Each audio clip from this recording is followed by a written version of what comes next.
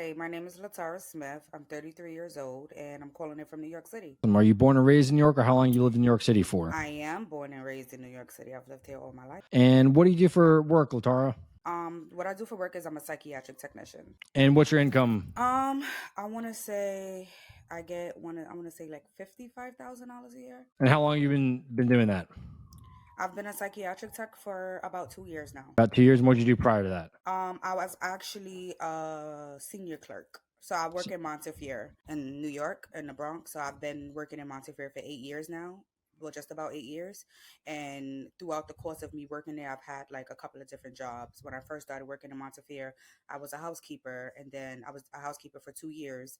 And then I moved on up to a senior clerk. I was a senior clerk for 4 years. And then after me becoming a senior clerk, I kind of got tired and I wanted to like branch out and do something different.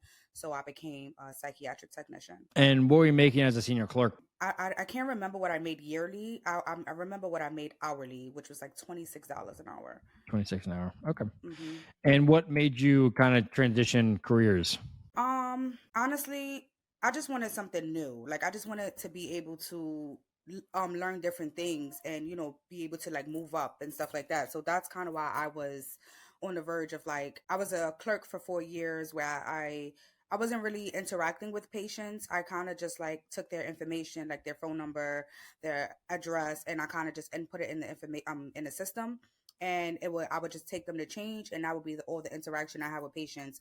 I kind of wanted something where I was a little bit more hands on with patients. And me being a psychiatric technician, I'm actually hands on with patients now. Did you go to college, or did you get a specific degree for this transition? So I'm in college now. I was in college for nursing, changed my mind, but I did have to go to school for my license to become a psychiatric technician. I mean, a technician. I've been a technician for 10 years now. I've just only became gotten a job in the field. But yeah, I went to this young adult program when I was maybe like 22 or something like that, and they help young adults get into the work field. Like they resume prep you, they mock interview prep you, like they just kind of help you get started on like your career and stuff like that. And it was partnering up with like different hospitals in the city, and they was like getting us interviews. So they guaranteed us an interview, but they didn't guarantee us the job. Like it was just up to us on how we decided to speak on our interviews to see if we would get the job. And they hired me, so yeah. That's great to find resources and people to help you kind of Yeah, guide very you through much the so. interview process. I mean, Very much so. the medical field too is a tough one. I have a lot of family. My sister's a nurse. My brother-in-law and sister-in-law both work Yeah. in the hospital, and Yeah. it's definitely a tough career field, one to get into, depending on the license or the degrees that you need, as well as Mhm.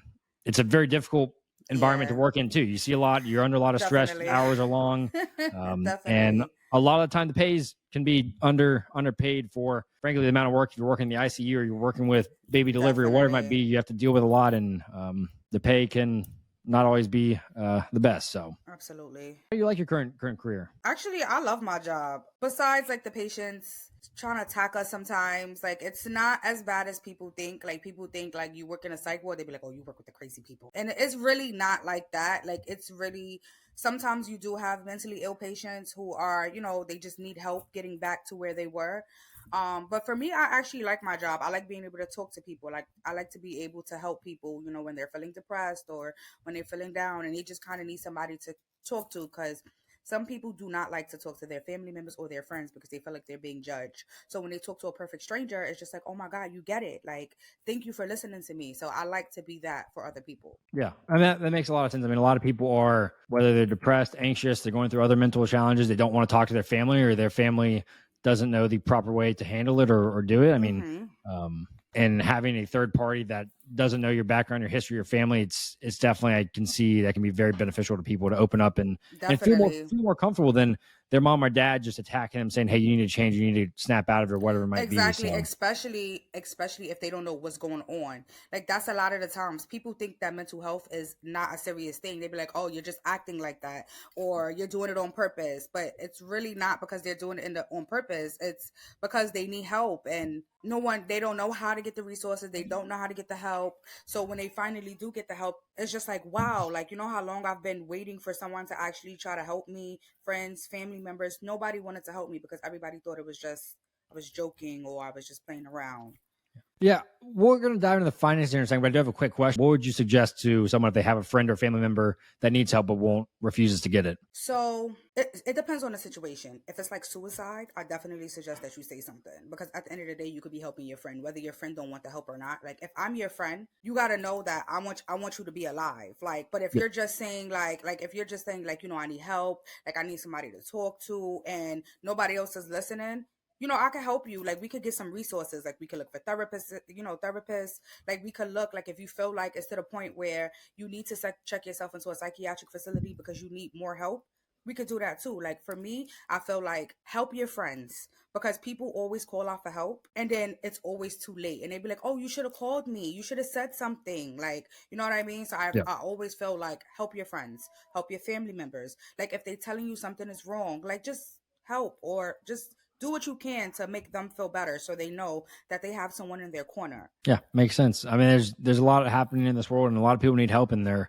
scared to get help. So whatever ways that Absolutely. you can help them get help, Absolutely. or just be that just support shoulder for them to lean on in these times of Absolutely. need. So Hmm. well, let's dive in. What was your childhood like growing up in New York City? My childhood was it was I grew up with my mom and my dad, and I grew up with four siblings. So it was five. Well, it's eight of us, but I grew up with four of us, so it was five of us all together. My family was chaotic. It was always fights. But we were a family oriented. We did things together. You know, me and my sisters and my brothers were close to this day. Like my mom passed away 2 years ago. My dad is still here, so we kind of like still, you know, we come together as a family all the time. Thanksgiving, Christmas, like we always make sure like that we're still gonna like, you know, be around each other, be a family. Yeah. How did your parents approach money growing up? Obviously, four kids living in New York. It's not a cheap place to live. Yeah, so my parents, my mom was on government assistance like her entire life. Like from what I remember, like she always worked, but she was still like receiving government assistance from the government and stuff like that. But she did have a job, but I'm guessing it wasn't enough to support, you know, all five of us. My dad, he also worked as well, but maybe still wasn't enough. What did your parents do for work? So my dad, he was in construction, and my mom, she was like a secretary in like the hospital. Like she did like the hospital as well, and then she worked in our schools. Like from when I was in elementary school, I could always remember my mom being some type of like school aide or something like that when we was in school. And as you're growing up with your parents, did they ever talk to you or your siblings about money growing up? Not really, not really. Like I can't recall like conversations of them sitting us down, talking to us about like finances and stuff like that. Like definitely, I don't remember that. Did they ever say certain things about money to y'all? Like if you asked if you could buy this candy bar or buy this toy, were there conversations around Um, that ever that you can remember? Yeah, like my mom would say like you got to work for what you want or something like that. Like she would say something like that. Like if you want money, like you got to earn it. Like you need to do your chores or you need to take out the trash or something like that. Like she would say some stuff like that to us. Like if you want money, like you have to earn it. Like it's just not giving to you. Like you have to do something to earn the money that you're gonna get. Yeah. And what ways do you think this upbringing shaped your current financial habits? Um, so for me, I was like, I'm actually pretty good with my money until I decided to move out of my mom's house. That was the issue with me. Like, I didn't think, like, I guess I didn't know, like, what it really meant to live on your own and have, like, all the bills to pay on your own. I guess I didn't really think that thoroughly, I want to say. But when I was living with my mom, my finances was actually pretty good. Like, I had a pretty steady, like, I make sure my credit cards were paid off. I would make sure like anything that I needed, like I put into a savings account. But I guess when I like moved out and I had to pay like everything on my own, I guess everything got real. And I guess what were some of your biggest lessons when you moved out on your own and how to start managing your finances and paying for more things? My biggest lessons, I should have saved like that. I should have saved way more than what I did when I moved out. Like I should have sat down, I should have thought about it a little more, and before it's decided to move out, I should have saved an abundance amount of money, like way more than I actually did save. Well, let's dive in, I guess, into your current financial situation. How would you define your current financial situation on a scale of 1 to 10? Like A 3. 3. Okay, Yeah. so let's dive into your current expenses and current debts. So, what's your current income? You said $55,000 a year. Yeah, like 55,000. Okay, and so what's your take home on that you're receiving every single month? How much do I see every single month? How much do you receive every single month out of that take home? I want to say like a little bit over $3,000. A little over 3,000. Okay, and what's your current like? Are you renting right now in New York? Yeah, we rent What's your current rent? 2,500. And do you have roommates or are you paying that all yourself? No, I live with my boyfriend. Living your boyfriend, so you're splitting that 50-50? The rent, yeah. Okay. So you're spending about $1,250 a month on your portion, and then how much for utilities on top of that typically each month? I don't pay the utilities. He pays that. And you live in New York, I'm assuming you don't have a car, insurance, or gas you're paying for? I don't have a car, no. And how much you paying a month for transportation? $127. $127, okay. And then how much you spend on food each month? Like I don't spend money. Groceries. Groceries, okay, how much? So I was about to say I don't spend. So I want to say like so when I go to the supermarket, I want to say I spend like maybe like $100 to $200. Like, but when I do like food shopping, it's like $600 to $700. And so $600 or $700 a month, you're saying, or no, like 6 to 7 is like when I do like big grocery shopping. Like if I'm gonna do like little grocery shopping like once a month, it is like $100 to $200. So you only spend $200 a month on food? Yeah, that's what I'm saying. It's because if I'm going like little grocery shopping like here and there, like I'm just gonna go get something like here, like the little groceries, I would spend like $200. But if I'm gonna go do big grocery shopping, it's like $600 to $700. The ballpark a month, though. I guess I buy groceries, same amount of groceries I guess every single week. I don't do big and small. I kind of just I'm all consistent. So yeah, so that's why it's a little so I mean maybe like a month, like yeah, maybe like $200 to $300 the most, like no more than that.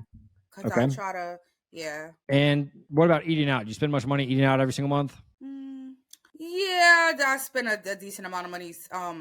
It depends, cause I do go out and sometimes I'll spend like I'll spend. So yeah, I do probably like maybe like $100 $200 a month. 200, okay.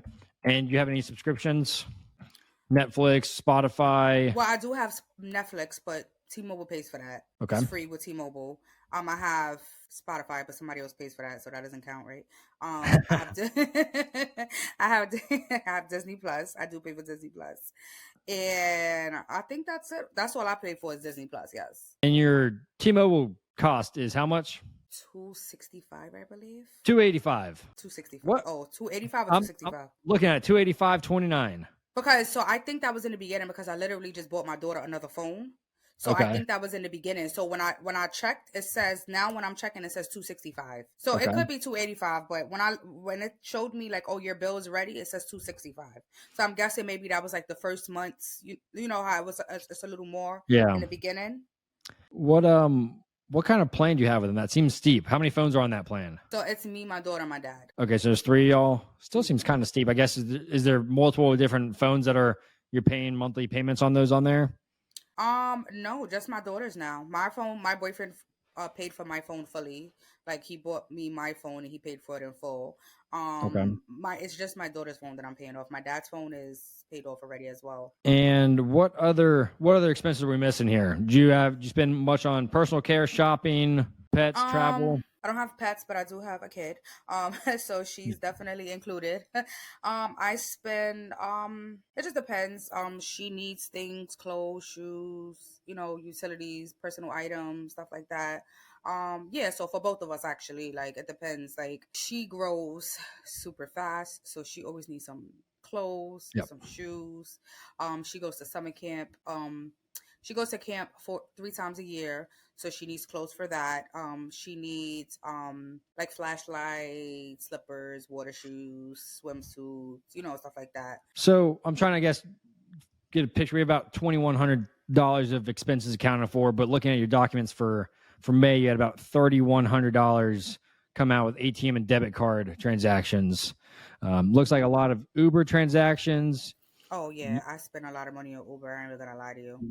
Looks like couple $100 at least. Yeah. Liquor store, Taco Bell, pizza, $5 pizza. That was a good pizza. Yeah, it was good. There's a good pizza up there in New York. Pizza Amazon, in New York is good.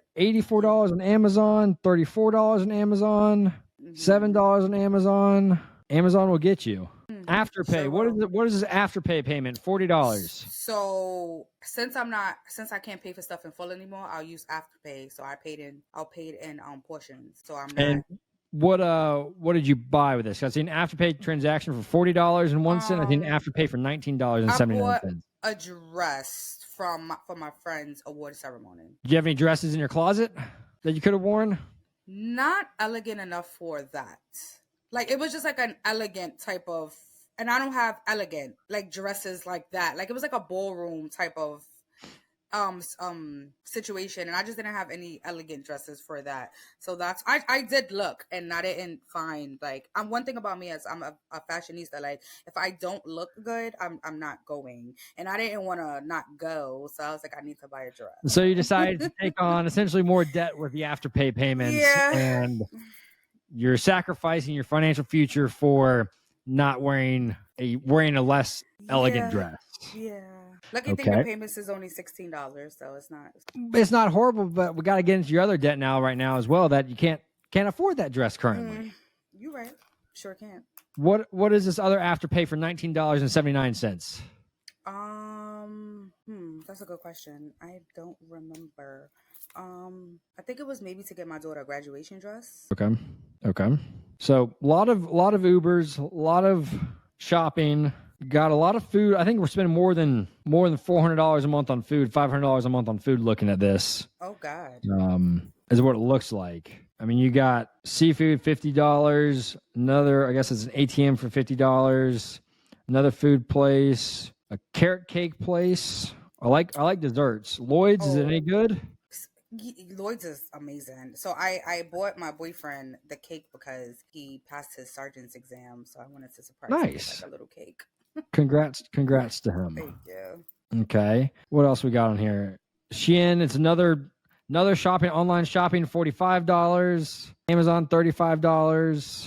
More food, $30. Fish market, $40. I think you definitely spending more than $500 on food, it looks like here. Let's get into the next things. We'll kind of circle back to some of this because expense-wise, how much total a month right now? It says you're spending $3,100. That doesn't include rent. That includes just ATM and debit card withdrawals. You're at $31.99 for the last month, and you're bringing in $3,100 roughly a month, and that doesn't include rent. It appears. Oh, I send the rent to my boyfriend. Like you send the rent to your boyfriend? Yeah, I send it to him through Zelle. Okay, I'm trying to find that. It's probably not on this month's because I didn't send it to him yet. I don't want to lie to you. Dre? Yeah, okay, I see that on here. So that's not including the $3,200 in spending. That's an additional $2,500 in electronic withdrawals. So between this last month, you spent $5,700 between debit card transactions and then you have electronic withdrawals. You did deposit about $6,000, so I'm not sure. Did have about $121 left over between your income and your expenses for last month, it appears. But spending is what we need to focus on. So let's dive into, I guess, your debts.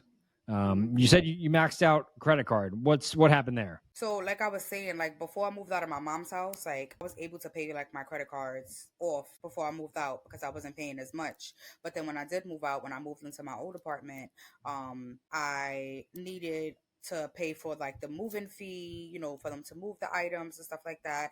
I need to pay for first month's, last month rent to move into the old apartment and stuff like that. So I use my credit cards and just like miscellaneous things. Like if I need to go summer shopping for my daughter or something like that, like I'll put it on my credit card. I'll try to pay it off, but then I guess I got ahead of myself and I just kept using and wasn't able to pay them off as fast as I thought I could with, you know, not having enough money.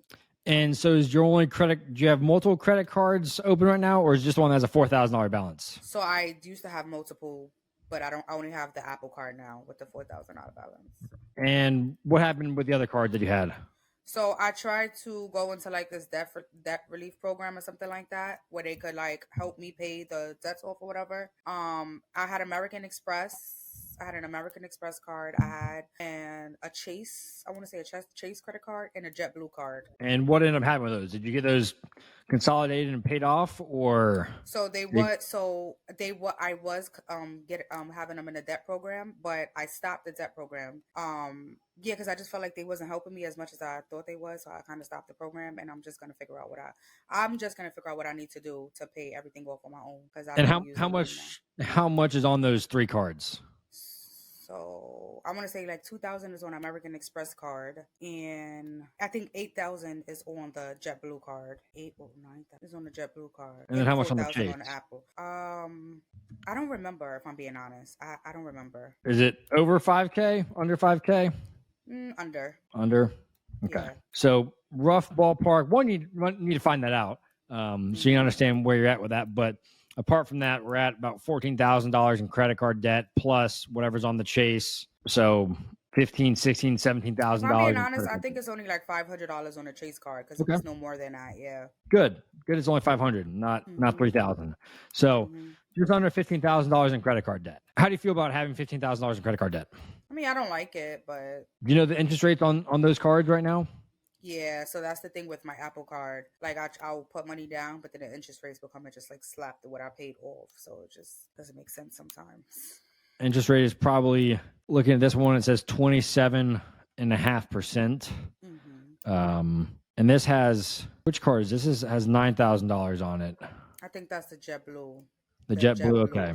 Yeah, the JetBlue. The JetBlue is 27,000 or 27% interest on it, and $9,000 balance. And what is your plan on? Do you have any other assets? I guess any other debts or any other loans from those, and then we'll get into assets. So I tried to take out a loan to pay off what I owed, and then I got some backfired from Upstart. What happened with that? So I think the monthly payments was like maybe like $350 or something like that. But then the monthly payments was like $350, and then I think it was too much for me to be able to pay. So like I said, I entered that in the debt consolidation program as well for them to pay it off. But yeah, I just felt like they wasn't helping me. Like it wasn't getting the job done. So I canceled. And we'll get into assets now. What assets do you have? Do you have any retirement accounts? Do you have any money in your bank accounts and your checking account? I should have a 401k for my job. I have like this Fidelity account as well where we put money into every single paycheck and stuff like that. So I do have like money to the side. And how much is in that 401k in the Fidelity account right now? Probably like 9,000. 9,000. Okay. And is the Fidelity account in your 401k, or is it a separate from your 401k?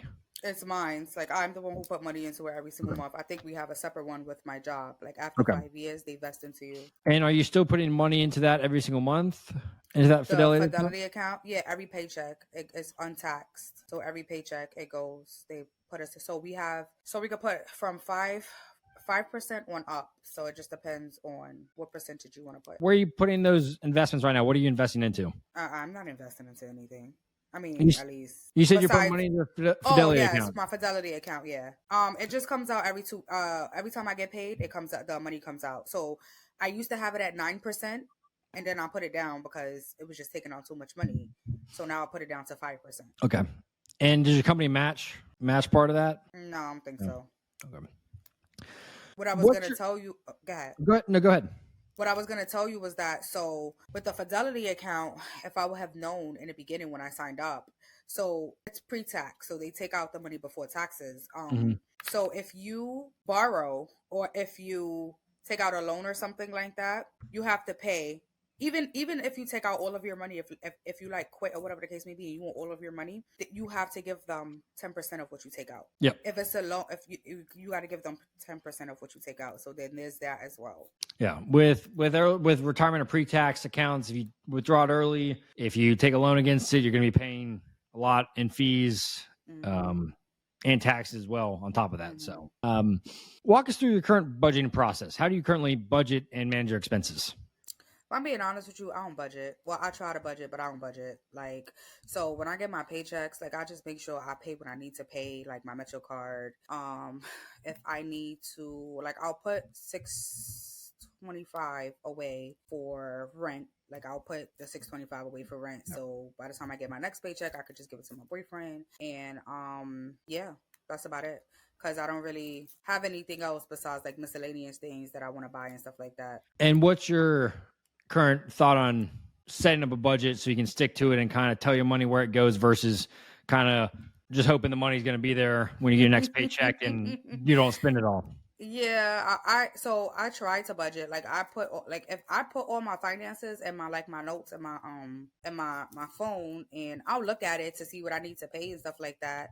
And I'll pay everything, but then I still have like a little bit of money left over, and then maybe like you said, like I'll go out to eat or like something gets ahead of like me. The one thing about me is I like to, like when all my bills are paid off, like I like to be able to enjoy myself. Like I don't like to just come home and work, go to work, come home, go to work, come. Like I don't like to do that. Like I like to be able to, enjoy myself, even though sometimes I can't afford it, which is honestly true. But Yeah. How are you going to be able to? I guess there's enjoy yourself now and figure out the debt and the problem later, or there's figure out the debt now and you won't enjoy yourself as much now. But I mean, $15,000 in credit card debt, you're not going to accidentally pay that off. You're not going to You're not going to accidentally. It's not going to accidentally just go away one day. The government's not going to wipe it away. The credit card companies aren't just going to come in and say, "Hey, you don't have to pay this." Mm-hmm. People don't accidentally win a Super Bowl or become fit or build enormous wealth. So how do you expect, I guess, to enjoy your life, live your life, provide the best life for your daughter and yourself if you're not intentional about your money, you don't plan it out? So I've been trying to look for like part-time work, and I did find like a streaming job where they pay you from $500 to $5,000, but the competition was just too like competitive and stuff like that. And that sounds like a scam. What go into that? There is a streaming job. They're gonna pay you $5,000. So it was an app called Pocacha. I found them on Castle Networks as well, and they pay you from 500 to 5,000 depending on the ranking that you were. So you can be all the way from E1 to A5. Once you get to A5, you start getting the $5,000. But the thing about that is they don't tax you. You have to be able to take out your own taxes. So you have to pay back the taxes on your own as well. So that was another thing that I didn't care for. And the competition was just way too high. Like I did meet other people who was like A5 and stuff like that, and they were getting their $5,000 checks. Me, it was a lot to come home from work. You got to be on for at least 4 hours, and then even if you are on for 4 hours, you still don't make the rankings, and it was a lot. And so you can sit there and stream and work for hours, but you might not ever see a paycheck from it then. Exactly. So the thing is that even if you don't make your rankings, it just depends on how many points your viewers give you. They give you gifts. So the amount of gifts that they throw at you is the amount of money that you get back. So sometimes I would get $50. Sometimes I would get like $100 or something like that. But that's not cutting it for me. So that's why I was just like, I'm doing all of this. I'm putting in so much time and I'm not getting a lot back out of it. So that's why I was like, I can't do this anymore. So I just left. Yeah. So it's a streaming site that's just trying to pay to get people to come on their website and stream more and get more stuff on there. So okay. Basically, yeah. I guess my point is, like, I guess if you, which is great, you're hustling, you're trying to find new side gigs, part-time work, because you need it right now to be able to get out of this credit card debt, to be able to not be spending more than you're making every single month. Mm-hmm. But what stops you from setting up a budget every single month that you sit here and say, okay, I have $400 to $500 on food, so you don't go and buy that sushi, or you don't go buy that fish, or go out to dinner and do that when you look at your budget? What's stopping you from starting a budget and sticking to it? Like myself, honestly, like me, like I'm just, it's me. It's no one else but myself, if I'm being honest with you. Like I want to live a lifestyle where I don't have to worry about money, like where money is not a problem for me. That's why I'm just trying to see if I can get like, part-time work so I can be able to have another income that way. And I don't want to work like both full-time jobs. Like I don't want to do that because I'm also a student. I go to school as well. So I'm trying to just figure out a way where I can make more money, like enough money, so I could just be able to pay my bills with one check and have another check where I can just kind of do whatever else I need to do. And I totally get you want to live a lifestyle where you don't have to think about money. You don't have to figure out where's the money going. But even if you come into large sums of money, whether you win the lottery or you do X, Y, and Z, people that come into large sum of money that don't know how to manage small amount of money, that money's still going to disappear and go away quickly. So even if you get a part-time job that's paying you another $2,000 or $3,000 a month, if you're not currently budgeting your money and telling it what to do, then you're going to find yourself in the same spot even when you're making more money, and it's just going to disappear just as quickly because you're going to see a new shinier extravagant dress that you're going to buy, or you're going to go to another restaurant, or you're going to go buy the latest and greatest iPhone or whatever it is. So that's true. Without being intentional with your money, without putting a plan in place for your money, no matter how much money you make, it can just as quickly go away. And figure out that plan to money can become not a problem for you when you get out of debt, when you pay off your credit cards, and then you have the income to support it. But until you get out of that debt, I feel like you won't be able to live a lifestyle where money's not a problem for you, because that interest is going to continue to accrue at 27% a year. I mean, that is not a fun spot to have. $15,000 in debt is at 27% interest. You're not going to beat that in the stock market. You're not going to beat that sitting in the bank. And you're not going to get to that point where you're living a lifestyle where money's not a problem if you have that, and you have that overarching just feeling that, okay, my Apple card has $4,000 balance on it. I can't even pay this off right now. Yeah. So no, you're right. Would you be open to sitting down after this? Go on. I mean, I can tell you some different tools. You go on, sit down, connect your bank account. I'm open. And you set a budget. Do it for yourself. Do it for your boyfriend. Do it for your daughter. I mean, you want to live a life where you can enjoy things, and absolutely, you're not going to get out of debt by magic. And you obviously you have a work ethic. You work in hospitals. You work with patients. That's not an easy thing to do. And finances, with all the tools and platforms out there right now, it doesn't have to take 6 hours of your life. It can take 1 hour of your life, and you can open up. That's what I do. I open up my app. Okay, I spent 80% of my money on food, on my budget on food this week. Okay, I'm not buying steaks at the grocery store, or I'm not going to a steakhouse this weekend. And okay, maybe I'll go buy a frozen pizza instead for dinner, instead of going out and spending $100 on a dinner. And just that allows me to just monitor my finances, so I know I'm not going crazy and just being intentional about it. And there's a platform I use called mint.com, just mint.com.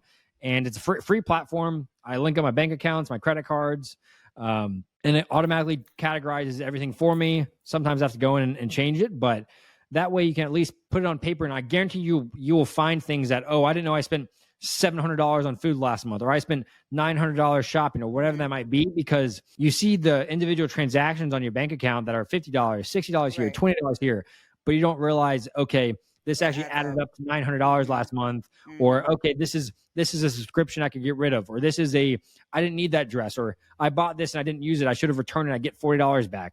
It allows you just to visualize that versus just looking at your bank account statement. You see all these different line items. There's a lot of line items, and you don't add them up to figure out where all that money actually went. But that's something I would challenge you with is after this, go on mint.com, link up your finances, put a budget in place where you can say, okay, this is my income. These are my expenses. Where can I cut back on my expenses? It'll pull your last 90 days of transactions. Say, okay, you're on average spending $800 a month on food, or $100 a month on food. And then you can make tweaks to that to make sure that your spending is less than your expense or than your income. And then, okay, the next thing you figure out is you got $14,000 in credit card debt. Never going to be in a spot where money's not a problem for you until you figure out a plan to attack that. So how can you start paying? How can you find a job that you get an extra $1,000 a month in income? And all of that is going straight towards your credit cards, pay that off in the next 12 months. And then guess what? You got an extra $1,000 in income, and you don't have credit card debt anymore. So you have more money you can spend. Obviously, you need to start saving some of that for your daughter or for yourself for retirement one day, investing that. But you would have more income and you'd have less expenses at that point. So yeah, makes sense. Yeah. I challenge you to do that after this. And I'll follow up with you later this week and say, hey, where's the budget at? What's the status of it? Have you put that in place? And I might just set an automatic email reminder just to email you every single month. Hey, what's happening here? Where's your budget? And I'm going to tell anyone that's watching this, hey, this is Latara's update on our budget. She hasn't started yet, or she has started, she's doing it. And I hope I hope August 2nd, I'm going to send you an email. I'm going to schedule it after this. How did your July budget turn out? And you guess what? You got 6 days until the start of a new month. So you can look at your finance for the last 2 or 3 months and set a budget for July. And then in August, I'm going to email you and say, hey, what's the status of this budget?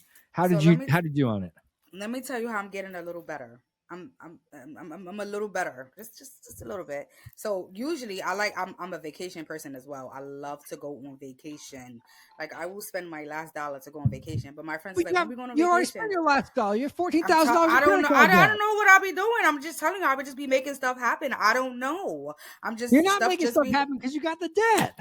No, but it don't be on my credit card. I just be paying with cash. Oh, I so you're don't paying know. cash to go on vacation Yes. when you got this credit card debt that's racking up. You're paying 27% more to go on vacation because you're putting it towards vacation than you are your credit card debt. Exactly. So my friends be like, "Oh, when we go on a vacation," I'm like, I can't go this month or next month, stuff like that. I'm trying to save some money. That's what I be telling them. I'll be like, I'm saving, like right now, like I'm really saving. Like, so I haven't been thinking about going on no vacations, for these summer months. Well, just You shouldn't be going on vacation until you get this credit card debt paid off. I don't know about that. I don't want to lie to you, but I'm gonna try.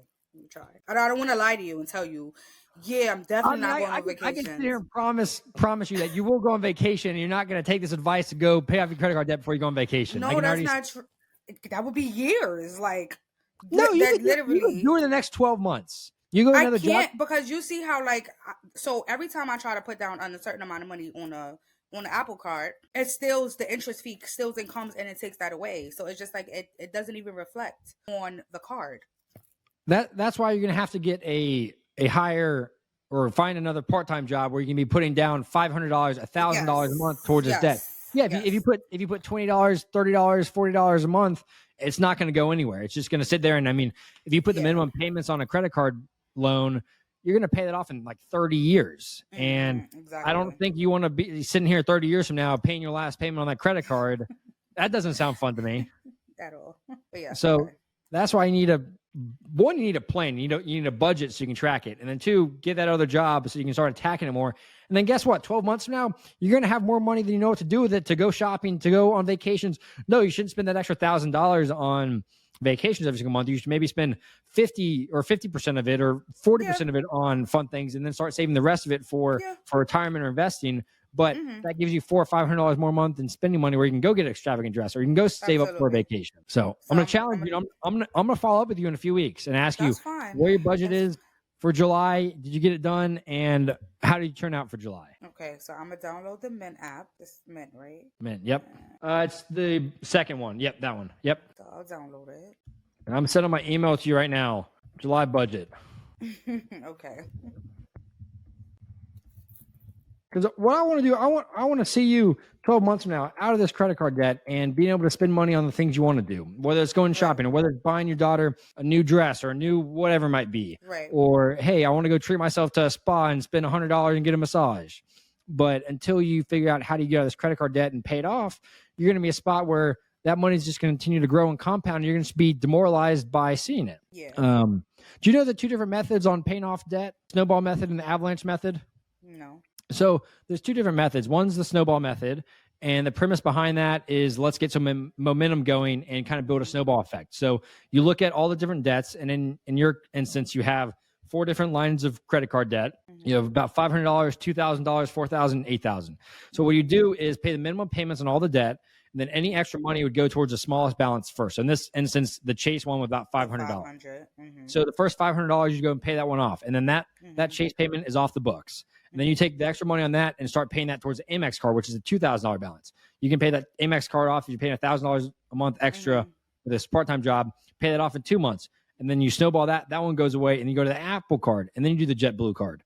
And that's the premise with the snowball method. It's no matter the interest rate on the loans, you attack the smallest loan first, just to start building that momentum. That will give you confidence. That will give you. It's all mental at that point, because you start getting momentum and you get excited. You're like, okay, I can do this. I can truly do this. Versus, okay, if you go after the $9,000 card first, you're going to be like demoralized. Oh, I'm only at $8,000 now. I'm only at $7,500 now. Versus you can pay off a card and get going. The avalanche method is you pay the highest interest rate first. So if an interest rate on one is 30%, the other one's 23%, you'd pay the loan with 30% interest for the 23% interest, no matter what the balance is. Given these are all credit cards, I think the snowball method is a better route to go, because all the interest rates are going to be astronomically high at 25, 30% interest. So if you go after it, start paying down the Chase balance first, pay that one off completely, and then use that to then start paying off the Amex one, and then move to the Apple card, and you'll start getting momentum and be like, okay, I can actually do this. I paid off one credit card. I paid off the second credit card. Great. Now I have the $4,000, $8,000, or $9,000 one. I'm going to start attacking these, and you'll start getting the momentum going. So by the time you get to the JetBlue card, no one's going to be able to stop you, because you've paid off 3 credit cards. And you're like, I paid off 3. Why can't I do the 4th one? So in this instance, with the credit card interest rates being probably all about the same between 25 and 30%. Mm-hmm. It doesn't, in my eyes, I think the snowball method makes a lot more sense. So give it a shot. I think you can do it. I mean, you work in the healthcare industry. It's not an easy world to be in, and if you can do that, we're supposed to get a raise July, I believe. They say where's that money going to get a raise? Well, I would like to pay some things off. Like the thing about me is I don't like to sit and just have debt. Like don't get me wrong. Like as much as I like to go out and stuff, like I would like to pay my stuff off, honestly. So I would like to be able to pay some of the stuff off before, I'd be able to have fun or anything with it. But then you just told me you like going on vacations when you have the credit card debt. No, I love to go on vacation, but I still need to pay off what I need to pay off. So that's why I'm saying, like, I haven't been going on vacations. Like, good. I haven't been, like, going on any vacations or anything like that because I want to make sure I pay off what I need to pay off. Like, with me spending, like, $1,000 on a vacation, I could just put it towards credit card and get it paid down. You can pay the Chase card and you can pay half of the Amex card off, basically, with that. So, well, let's, another question, I guess, on the investment side. Have you ever made a risky investment? What you mean risky? Like you see all those things on TikTok or Instagram that's like, oh, get rich quick, or you can turn $1,000 into $10,000, or have you invested in a single stock or something that just didn't turn out well? I did invest in stocks before. Mm-hmm. It paid out a little bit of money. Like it wasn't a lot, probably like maybe like $200 or something like that. It wasn't a lot. I was looking on something called Ecom Degree or something like that for sellers on Amazon, like the get your LLC Amazon FBA, like get your automated Amazon store, and you can start making $10,000 a month. Right. So my daughter made a mistake and clicked my phone to pay for the book. It was $800, and they just took my $800. Yeah. Did you email and ask them for a refund?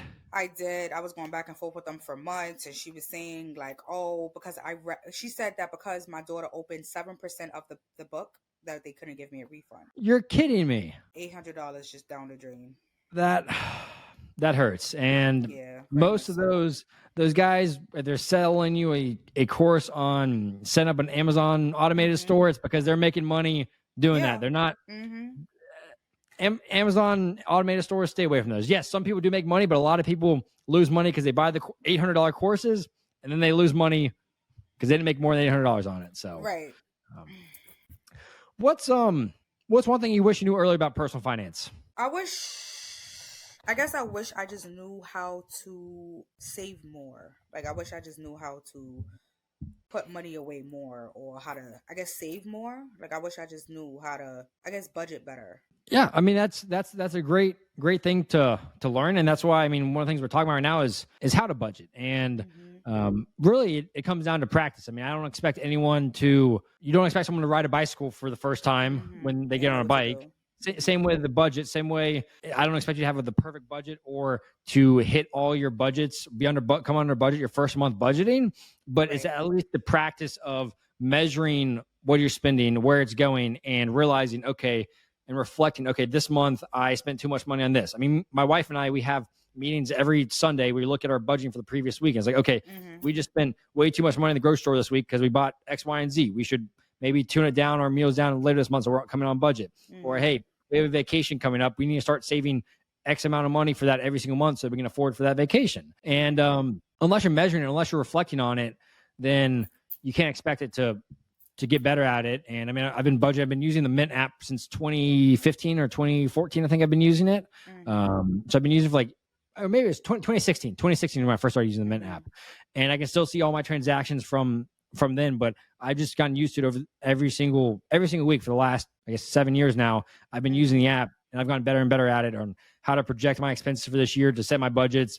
And the budgets, they change too, whether you get a pay increase or pay decrease, or change jobs, or new unexpected life things come into play, whether you have a kid or you have a dog or whatever, you can still adjust those budgets. I mean, I've adjusted my budget a few times this month this year, because of different circumstances in my life. Or, we don't need to save, or we don't need this amount of money for food every single month. Let's decrease that, and we can use that towards vacations or towards entertainment things or whatever it might be. So I think it just comes to the art of practice, and just once you start doing it, you're going to get better, and you're going to realize, I can actually do this. I can save more money. I can go get another job, and I can start paying off this debt, and then I'm going to have more money to be able to save every single month, so I can save for vacations, or I can save for retirement. So it really just comes down to practice, and you'll get better. No one becomes No one becomes a Super Bowl champion. Tom Brady didn't become a Super Bowl champion by never starting to throw a football. Just the same way, no one's going to save money by never knowing where the money goes. So I think that when I lived with my mom, like I was so much better with budgeting my money because didn't have a lot of expenses. But yep. now that I do have a lot of expenses, I guess I didn't account all of that. So Yep. that's why it's more harder for me to budget now with all of my other expenses rather than when I lived with my mom and I was so much better at it. Yep. No, it makes sense. I mean, you move out, you got $1,200 in monthly rent. That's just there immediately. You got a daughter. Yeah. She's got expenses. She's got needs. She's got Yeah. food. I mean, a lot of stuff just starts piling up as you grow, Yeah. as you get older, and different things come at you. So Yeah, definitely. What advice would you give to someone in a similar spot with $15,000 of credit card or credit card debt or other debt in their life? Don't be like me. Don't be like me. No, if I'm being honest, like I would definitely try to, like I said, for me, like I'm honestly trying to get a part-time job. Like you do anything that you can to try to get your debt down because it's hard to be able to get a house, cars, or anything that you want to get with your credit being bad or with you having like so much debt. So I would definitely say, to find a way to try to, bring your debt down or anything you can to, get yourself in a position where your credit score can go up and, you can get your debt down more. Yeah, I think that's a great mentality is figure out you want to hustle, you want to get another job to be able to start paying that down so you can start enjoying your life, start paying this down and have more flexibility, more freedom in life with your money. And you have the work ethic, again, being in healthcare to do that. Mm-hmm. I know you can. Now it just comes down to actually doing it, putting it into place, getting that job and measuring your expenses and tracking them. So yeah, definitely. Awesome. And last, I'll leave you with this. What's the biggest lesson you learned from this experience with me today? If anything. You just aired out all my dirty laundry. I've learned from you that I need to not think about having so much fun and think about like settling down to budget and think about my money more rather than think about partying and going out to eat. And yeah, I mean, I want you to have fun. I like having fun in my life too, but it's like, okay, if I want to have fun this weekend, what's a fun activity I can do that's low cost? Is it instead of going out to dinner? I do that too. I really do that too. I do that. Like and continue to do that. Find the joys in life, but find it on a budget for anything that makes sense in your current budget. And then guess what? When you get out of this credit card debt, you're gonna have more money, more things to do that you can spend on the nicer things. You can go stay in nicer place of vacation or go spend more money on a steak or whatever it might be. But during this time period, I mean, it's not the rest of your life. It's okay. Maybe the next 12 months, you need to cut back on these certain areas so that you can then enjoy the rest of your life 12 months from now. So, but awesome. Well, I appreciate you joining today. Just being honest and open and vulnerable, talking about financial things happening in your life. And I hope everyone watching this learned one thing that, hey, let's put a budget in place, get a plan, and hustle like Latara and go find a second job. She's gonna do it. We're gonna be following up with her 12 months or a month from now and ask her how her July budget turned out. And I know she can do it. So thank you. Awesome. Well, thank you for your time today, and we'll chat soon. Thank you for having me, Bailey. I appreciate you. What's up, everyone? We just finished recording with Latara. Just went into all sorts of things, talking about her credit card debt, talking about some of her spending. She definitely needs to get herself on a budget and find that part-time job that she was talking about. She's in about $15,000 in credit card debt, which is not a small amount, bringing about $3,100 a month net take home. And she just needs to practice the art of budgeting. I mean, your money's not going to magically just be there, or your debt's not going to magically be paid off if you don't track it. So yes, really appreciate your time. If you want to be on the show, if you have any financial debts, issues, struggles, challenges that you're facing in your life and you want to have a conversation, would love to have you on the show. My email is in the description below, and we'll see you next time. Thanks for joining.